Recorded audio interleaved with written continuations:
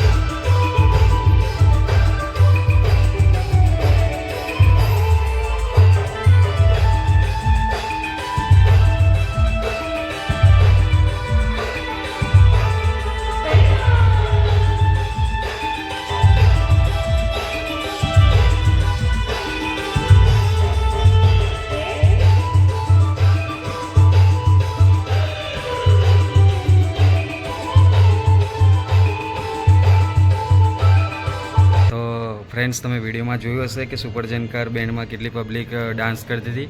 તો વિડીયો પસંદ આવ્યો હોય તો વિડીયોને શેર કરજો, લાઈક કરજો અને ફોલો કરજો.